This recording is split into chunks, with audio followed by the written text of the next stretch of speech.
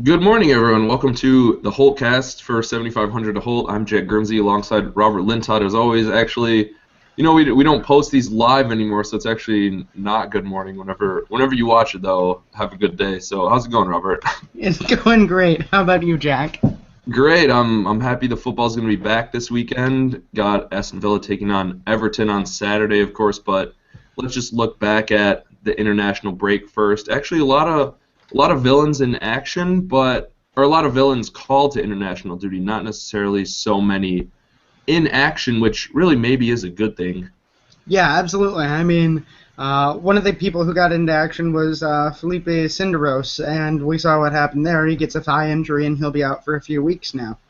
Yeah, and Senderos is actually someone who's been pretty useful so far for Villa this year, a lot more useful than I thought or even hoped he could be, especially in the absence of Ron Vlaar, who continues to be out, and he's listed as being ready for the 18th, which is going to be Saturday, of course. For the Everton match, he's been out. He's really been out for a while now, and I think even a while more than everyone expected. Yeah, absolutely. I was writing a little, I believe it was Monday, about the fact that Vlaar wants his wages doubled if he's going to stay at Villa. And I had this nasty little thought in the back of my head, which started to be, if he goes, I'm less disappointed than I thought I would be. Yeah, but the thing is, I would be disappointed because if we're losing players to Manchester United, you got to make them at least pay 10 million, you know? Yeah, that's true. I mean, you would think you could get more out of it, but, Vlaar has missed a significant chunk of time in the past two seasons. And, you were talking about some statistics before we got on air today about how important he was for the club. And if he's going to miss a lot of time, that really diminishes that impact he has. What were those numbers you were talking? It was in the pre-match facts from 442 Stats Zone app for the pre-Everton match, or for the Everton match, I guess. But with Ron Vlaar, Villa have won 20 out of 62 games, so still maybe not a lot, but a 32% win percentage that's going to be good enough to keep you in the division, obviously. And without Vlaar, they've won just 3 of 21 matches, so pretty significant. And I mean, he is a great center back. Obviously, you've seen with the Dutch, and you see how much they struggled on this international break. And so, I mean, maybe it's a little bit of the same thing at Villa, but he's the captain too there, so it's just even a bigger importance. Yeah, absolutely. He's one of those players that I absolutely think he's fantastic, and I absolutely think Villa are better with him around. The fact that he keeps getting injured so much, though, is just putting in the back of my head a tiny little doubt, and it's probably really stupid. Maybe, but he's at the point of his career where a couple more of these injuries, and you don't really know what he's going to be like. I mean, he hasn't really been too pacey, but you saw he's at good pace at times, and if that leaves him, he really could be in trouble. Yeah, absolutely. That's sneakily one of those things he relies on. He can get back in a hurry, and if he loses that ability, that becomes a bit of a problem. Yeah, I mean his positioning's been good, but you see Vlaar as a guy who can dribble past a striker or an attacking midfielder and just create a lot of space for Villa to start an attack. And if he doesn't have the pace to get back, if he loses the ball, he's not able to try such things. Which I mean, obviously that's going to hurt a little bit. Yeah, absolutely. So it's one of those things. I really hope we see him back against Everton. If for no other reason than I want to see him healthy again. I'm tired of this. 2-week injury that 4 weeks later we're still dealing with and wondering if he's going to be back. Yeah, and with a player like that who's running out of contract, you don't want to see them injured because you want to see him just get that new contract. It feels like even longer of a layoff or even longer waiting for that new contract to come through when the player's injured. And I guess going back to what you're saying with Vlaar, he's a little older than Fabian Delph was when he was having all those injuries. But you look at Delph, obviously how the club have shown a lot of patience with him, and obviously it's paid off. But you really going to need Vlaar to get a new contract. What if Vlaar gets a new contract now, and in the summer a big bid comes in for him, like even 10 or 15 million? I think that'd be worth it. Yeah, absolutely. Because of what Lambert's kind of shown that he can do with even a little bit of cash. Exactly, and so it's time to get the guy a new contract. It's time to see him healthy again. Especially with Cinderos going to be out for the Everton match. The obvious solution is if Lars not healthy, do Okora and Baker. Yeah, and I think Okora is going to be healthy. But I'm not sure if I trust Paul Lambert to actually use Okora, and it worries me that we could see the Kieran Clark-Nathan Baker combo again. I wouldn't trust Paul Lambert to use Okora. It's because Paul Lambert doesn't trust Okora. Yeah, and I don't want to head into Goodison with Clark and Baker at the center. Yeah, so I think that's pretty obvious. Baker could be good to have in there just because he's pretty solid in the air and against Lukaku. I want to see. I would not mind Baker in at all. No, they haven't been doing well. They're a scary side, I think. And with a striker like Lukaku, luckily I guess Ross Barkley's still out, John Stone's out. Everton, a lot of injuries. They're banged up, but it's gonna be tough. But yeah, so that's one impact from this international break. One thing that I've started wondering over the past few years, Aston Villa seem to have more bad luck with injuries than any club around. And that may be confirmation bias. It may be the fact that they're the club that we watch, so we feel like they have the worst luck. But at some point, you have to start asking questions. Is our physio staff doing something wrong? Yeah, I've asked that because at Nebraska, the last week of the season before the football season started, I think we had 3 or 4 guys get season-ending injuries, and it just, I don't know. It was the same thing. So I don't really know. I don't trust physio staffs because they obviously have a different interest, the club's interest at mine. So if they're gonna play the player, and if they get re-injured, so it's really hard to know though. Yeah, it is, and the thing that makes me wonder if there's anything with the physio staff, it's not so much the injuries, because injuries happen. That's the thing. It's the fact that, Ron Vlaar is going to be back in 2 weeks, and 5 weeks later we still haven't seen him back. And that seems to be something that happens a lot. For every Christian Benteke hauling ass and getting back faster than I can't believe he got back still. We thought he was going to be back in January. Yeah, exactly. But for every example of that, we've got 4 or 5 examples of players who are supposed to be back in a couple of weeks, and 2 months later they finally make it back. Yeah, but maybe Benteke coming back so early almost makes up for all those additional weeks. Yeah, God hope so. It'll be great to see him back. It was nice to see that he didn't get called up during the international break. I was a little worried that they might try that.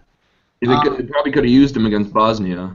Yeah, absolutely. It looked like a situation where he could have helped a little bit. But elsewhere, we did see some villains get into action. Fabian Delph played yesterday. Yeah, and I think it's good to see Delph playing again for England. And he's still not on a new contract yet. I guess we're going to get to that a little bit later. But I think Delph is going to do the job for England. Yeah, absolutely. They don't need anything particularly flashy. They don't need a guy who's going to hog the ball. And he's not the best player on that team, but he's not the worst player on that team. And I don't know. I think really realistically, he's going to be starting at the Euros for England. Yeah, absolutely. He started yesterday, came off in the 61st minute after getting a pretty hard tackle against him, in that 1-0 England win. So he was looking good. Brad Guzan got a start in the U.S. team's first match of this break. He didn't start yesterday against Honduras. Yeah, but he's going to be there to stay because remember, Tim Howard has taken that year off to spend more time with his family. Obviously, by the time he gets back, he'll be 36, and it really will be Guzan's job by then. Yeah, absolutely. And especially after last night. Yeah, during this break, Klinsmann has been playing with the U.S. roster a little bit, and if there was any worry that Nick Rimando would take over Brad Guzan's spot, I think last night. Rimando didn't look atrocious last night, but he didn't look nearly as solid as the U.S. goalie's going to look pretty good in there, is what we've come to expect. Yeah, exactly. And it's a nice situation to have as a U.S. fan.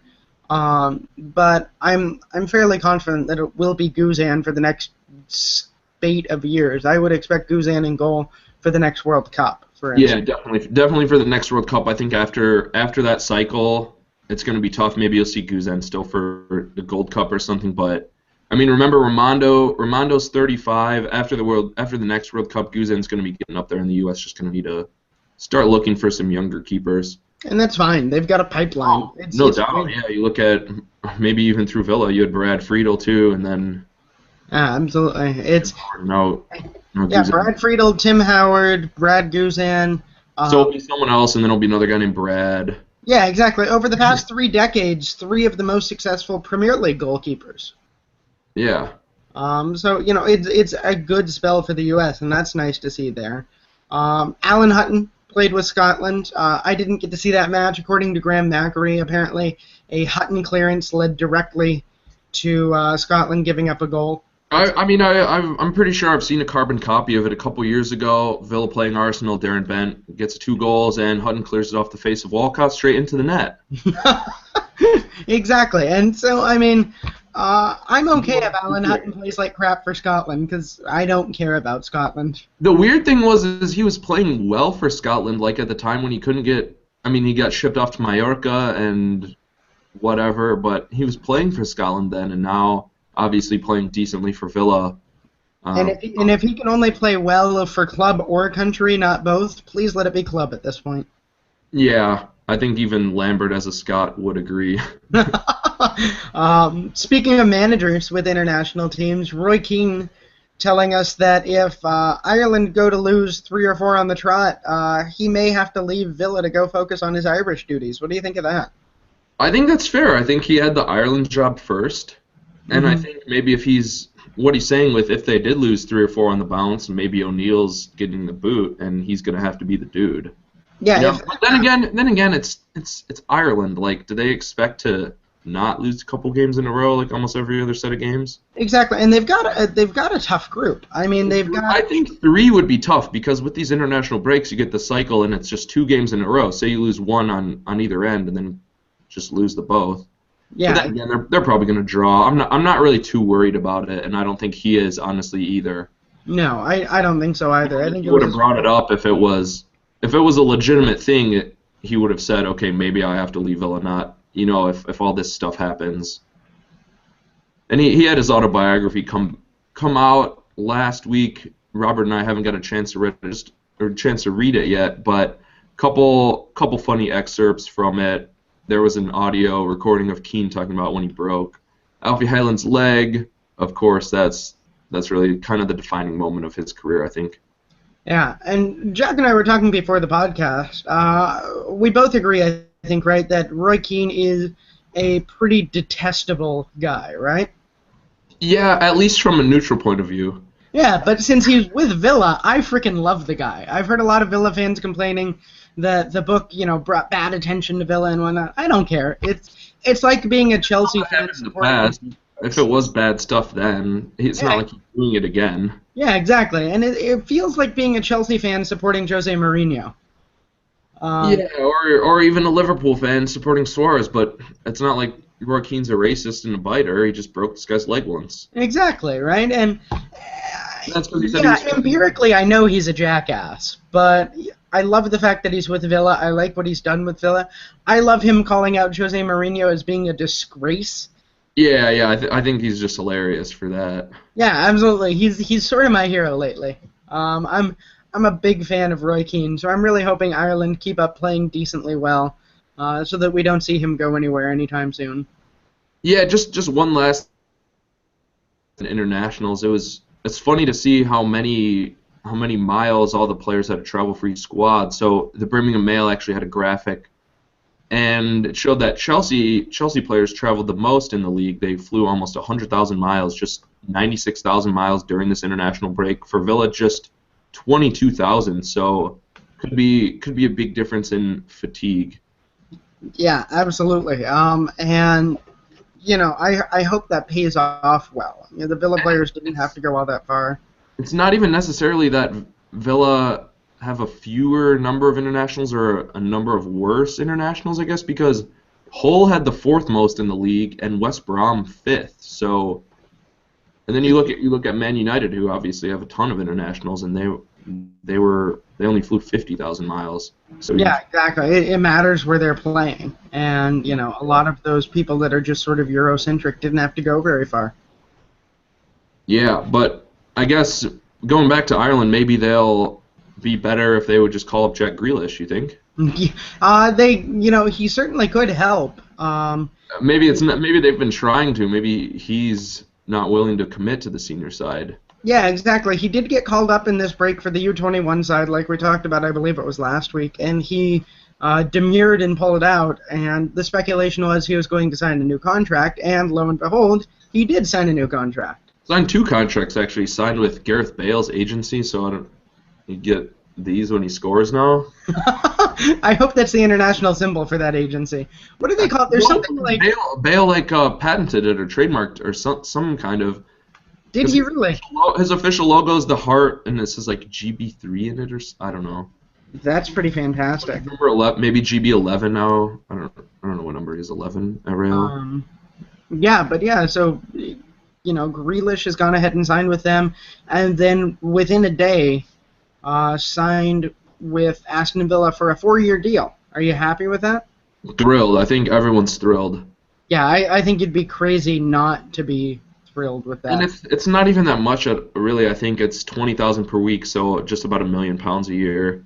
Yeah, exactly. It's not a crazy deal. When you already have when you grew the player, the cost, really even a big salary, I think, is a minimal cost compared to some transfer fees, really. Yeah, absolutely. It's a deal that I don't think it's kind of interesting to me. It's a deal that absolutely 100% makes sense to me. But it's not a deal that he's justified yet. He hasn't earned $20,000 a week yet. Yeah, but I think in 2 years you're going to see him getting a pay rise to 40 or 50 a week. Yeah, exactly. A bumper deal on that contract, I think that's the perfect middle amount. I saw a lot of people were talking about Manchester United and their center back, who I think it's Blackman. Mm-hmm. And how he was deserving, Nick Blackman, of how he was deserving of $50K a week, and I was like, really? Yeah, exactly. I'm not sure if at this precise moment Grealish is worth $20,000 a week, but he absolutely, when you have a player of his talent ability, when you have someone who is as skilled and with as much potential as he has, you have to make a gamble every now and again, and it's a gamble that is very likely to pay off. I think it's a very calculated risk. Exactly, and it's one that, not like giving Shea Givens $60K or whatever a week.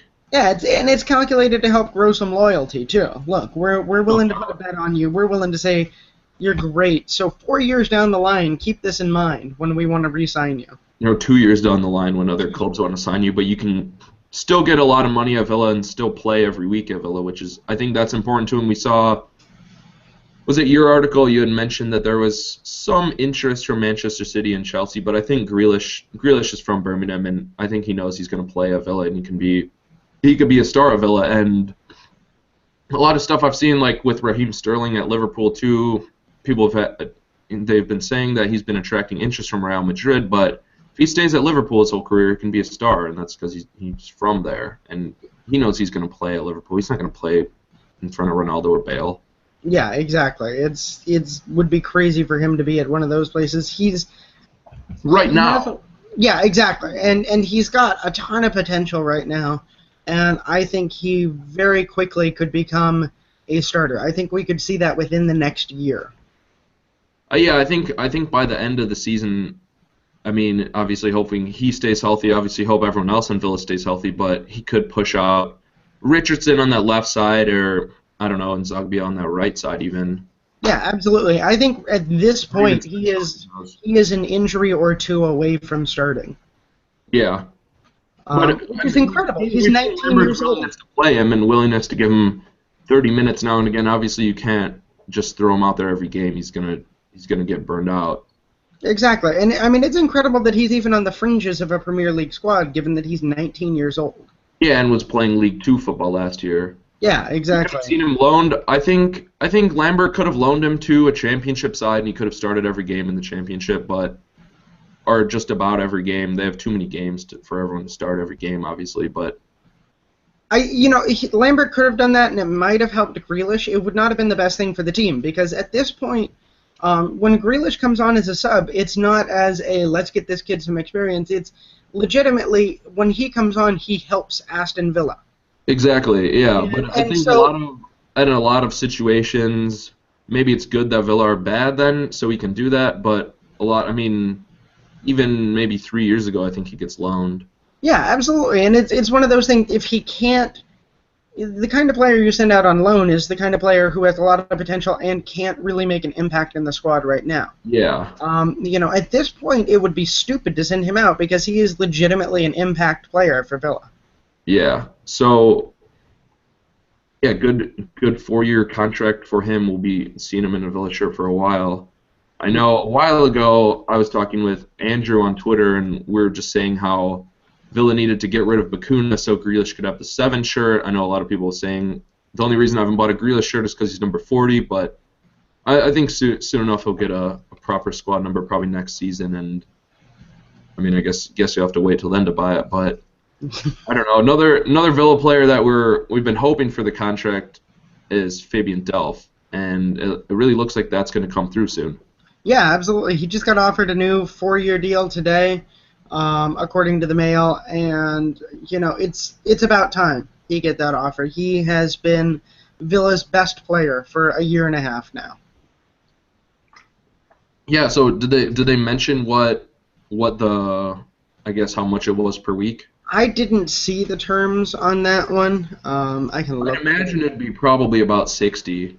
Yeah, and that strikes me as about fair for what he's done. Because what's Vlar on 40? Vlar right now is on 25. Oh, so Vlar okay, well maybe Delph's is maybe 50 then, because I could see them realistically doubling Vlar.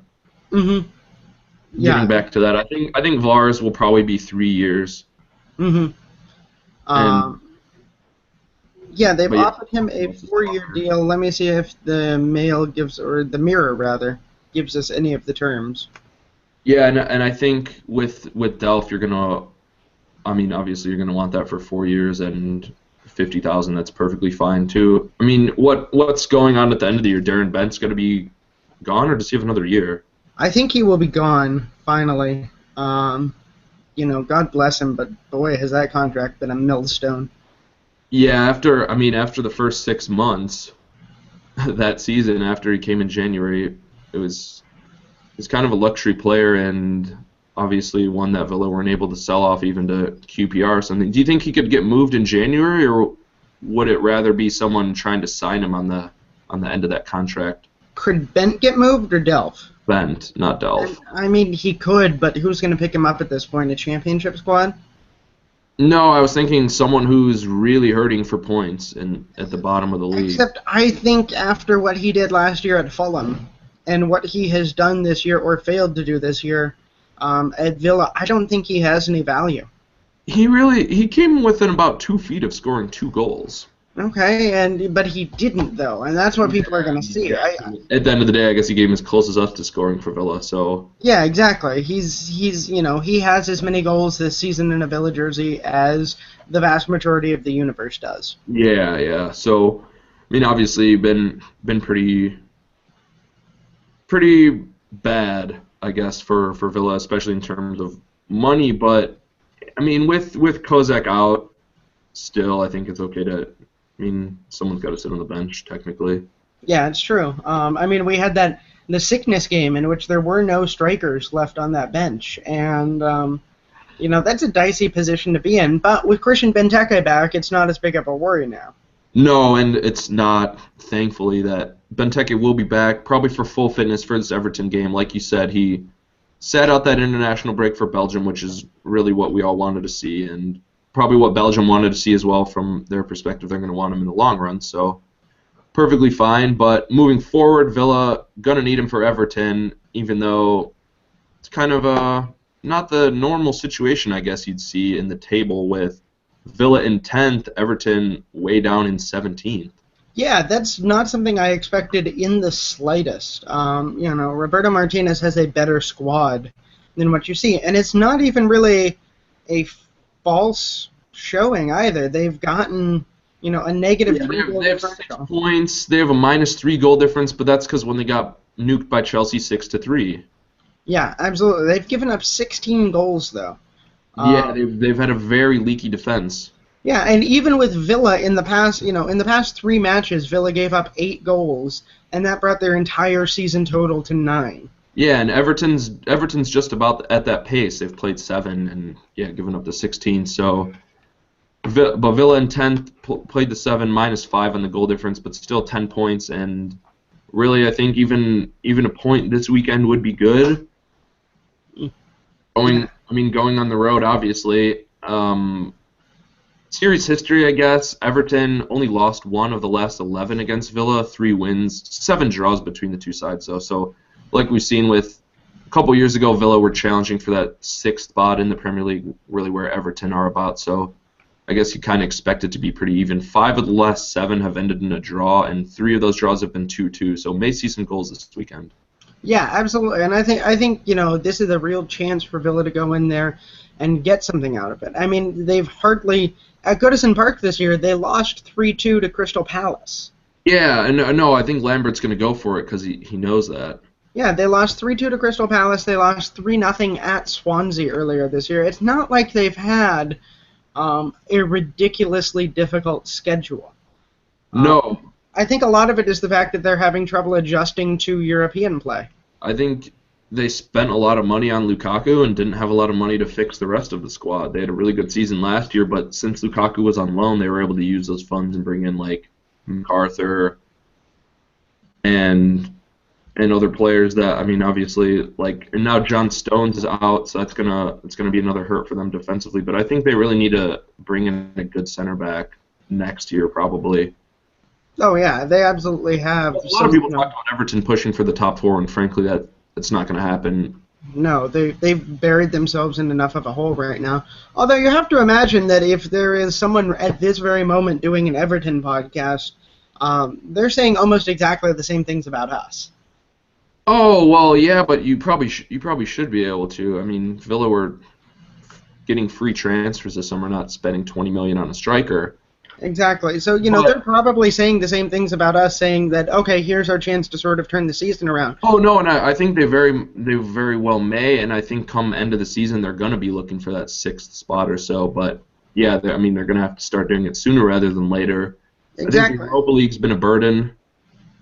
Mm-hmm. As you would expect. But I guess it's kind of interesting to look at Paul Lambert against Roberto Martinez since they're kind of that same demographic of manager I'd almost put, along with Brendan Rodgers or so, but Lambert never won against Martinez, 3 draws and 3 losses. Yeah, it's kind of interesting. He seems to have Brendan Rodgers' number, and Roberto Martinez seems to have Lambert's number. So, does Rodgers have Martinez's number? Is it just like the triangle? Yeah, I don't think so, though. I think Martinez has done decently well against Rodgers, hasn't he? I think Martinez generally has most people's number. Yeah, he's good. And a lot of Villa fans obviously wanted him a couple years ago after Wigan, but ended up going to Everton. He's obviously had success there, but Lambert's been doing all right with Villa, at least lately. So, 3 losses in a row. I know you were back on that Lambert out bandwagon. Yeah, exactly. Yeah, Lambert out. To me, the really interesting thing is, at least at this point in the season, I would actually say these two clubs are fairly comparable. The difference being, in the matches where they need to take care of business, Aston Villa have taken care of business, whereas Everton have not. There's no shame in losing 6-3 to Chelsea. They got 3 goals against Chelsea. That's amazing. Yeah, exactly. There's no problem with that. They had the draw against Everton, Arsenal, obviously. They had the draws against Arsenal and Liverpool, and then they lost to Man United. They played exactly. Man United at just really the worst possible time, I guess.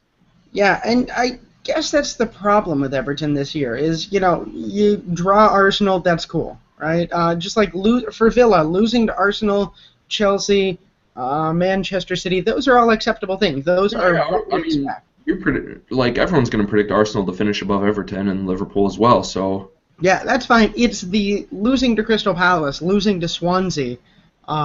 Those are the places where, you look at Everton and you go, I wonder if there's, more than a few cracks in the facade here. Yeah, they do have just the 1 win against West Brom. Yeah, exactly. And that's not a good record. That is... No. They have to be expecting to take max points against Villa this weekend. Yeah. And Yeah, it's early kickoff, so 3 o'clock British time, I guess 10 o'clock Eastern. Yeah, so not the super early kickoff. No, oh yeah, just regular, I guess. Sorry. Yeah, no, it's all right. And I just don't want people like getting up really early for this. No, no. I know a couple weeks ago I saw the Villa official Twitter account had retweeted someone that said this is my favorite Villa match of the year because I didn't have to get up at 6 in the morning. It's not a bad time. But yeah, it should be an interesting match. I think Villa should come in expecting a point. To me, that seems like a fair result here. Yeah, I mean you have Benteke in the squad, you expect a point. I think that's what it's come down to for Villa. I don't think you can say they'd be even favored to get that point unless they have Vlar, though. Yeah, absolutely. With Vlar and Benteke back in the lineup, I think it's definitely the type of situation where you could see a 2-2 draw.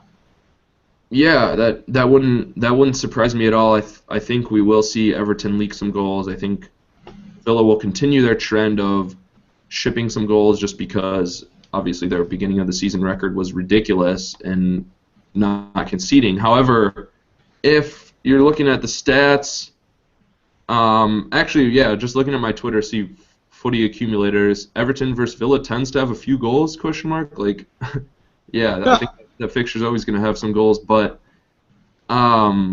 anyways, yeah, like we were talking about it a lot before the season, but Villa with Guzan, Vlar, Delph, and Benteke in there, I think it's hard to see other teams that would be around the relegation places. I think it's hard to say that Villa wouldn't have much better players than those. And I mean, obviously, we're not worried about that really anymore, are we? Yeah, no, not even a little bit. I like the way this squad is constructed. I like the way they're set up for this run. I really think this is the opportunity for them to sort of bust out of this little funk that they're in. Yeah, I agree, and I guess I'll predict 2-2 as well. Yeah, this is the kind of thing where a loss is not a terrible thing. A 1-0 loss, a 2-1 loss is not a bad thing. If we see another 3-0, that's when I start getting a little worried. Yeah, definitely, because QPR's next week? Yep, QPR's next week, then Tottenham after that. You've got an outside chance to get 2 wins in a row here. Yeah, and two wins in a row would be huge. It would obviously put Villa back into the kind of the meaty part of the top half rather than 10th just hanging on. But I think QPR is really a lot more important, and even no points this weekend at Everton wouldn't be horrible as long as you can come back and get that win next week. Exactly, and to me it really does depend on how a loss would happen if it happens here. Exactly, like we saw the loss against Manchester City 2 weeks ago, and that wasn't bad because everyone obviously expected a loss coming in. It was kind of heartbreaking, though, because you thought Villa were going to hold on for a point after basically 82 minutes of solid defending.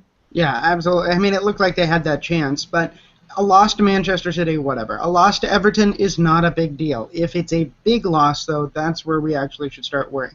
Especially or if it's 3-2 when you conceded 3 goals that should have easily been preventable, or even 2 and you should have won 2-1, something like that. Yeah, absolutely. So it's this isn't quite as much carte blanche as the last 3 matches have been. Right, the last 3 matches, the Villa don't embarrass themselves. We're pretty happy with it. This time, they've actually got to go out and show us something. Yeah, definitely. So, I mean, that's our consensus. We'll have, of course, match previews for you coming out Thursday, Friday, and then we'll have all the coverage for you Saturday at 7500tohold.com. So, any final thoughts, Robert? Not a bit. Can't wait till next week to talk about the win that'll happen. Yeah, and then the win that's going to happen against QPR. So. We'll be back, of course, next week. But yeah, all the coverage Saturday at 7500tohold.com, and follow us on Twitter, like us on Facebook as well. But as always, for Robert Lintott, I'm Jack Grimsey. Thanks for joining us for the Holtecast.